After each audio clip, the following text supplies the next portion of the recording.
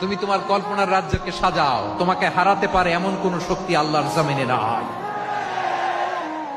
তোমার কি শক্তি, কি সম্ভাবনা তুমি জানোই না মিয়া।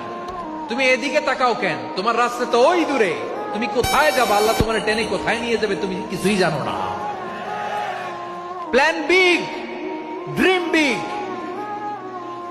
কল্পনার শক্তিকে বড় করো। মানুষ যা কল্পনা করতে পারে মানুষ তা করে দেখাতে পারে।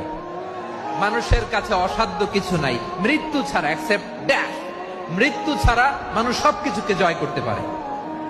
মৃত্যু ছাড়া যে কোনো অসাধ্যকে সাধন করার ক্ষমতা মানুষকে দিয়ে দিয়েছে কে? হারার জন্য তোমার জন্মই হয় নাই, তোমার জন্ম হয়েছে জিতার জন্য, বিজয়ের জন্য তোমার জন্ম। মানুষের শুরুটাই হয় বিজয় দিয়ে। যশোর, আওয়াজ করে বলো, মানুষের শুরু হয় কি দিয়ে? আমরা যখন আমার পিতার পৃষ্ঠদেশে ছিলাম, পিতার পৃষ্ঠদেশ থেকে শুক্রাণু যখন মায়ের গর্ভদেশে যেয়ে পড়ে, কতটা শুক্রাণু ভ্রমণ শুরু করে জানো? 20 কোটি শুক্রাণু।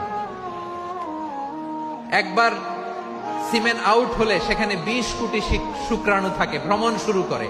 ওই 20 কোটি শুক্রাণুর মধ্যে থেকে তুমি আমি আজকে এক বিকশিত শুক্রাণু মানব রূপে পৃথিবীতে এসেছে। সুবহানাল্লাহ।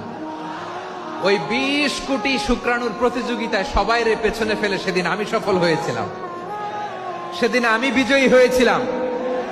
সেদিন আমি এত ছোট ছিলাম, মাইক্রোস্কোপ দিয়েও আমার অস্তিত্ব টের পাওয়া যায় না। আমি এত তুচ্ছ ছিলাম, নগণ্য ছিলাম। আমার কান ছিল না, আমার চোখ ছিল না, আমার হাত ছিল না, আমার জন্য রিকমেন্ডেশন করার মতো মামু ছিল না, খালা ছিল না, কেউ ছিল না। তারপরেও ওই প্রতিযোগিতায়, ওই কম্পিটিশনে যখন আমারে কেউ হারাতে পারে নাই, আল্লাহর জমিনেও আমারে কেউ হারাতে পারে না।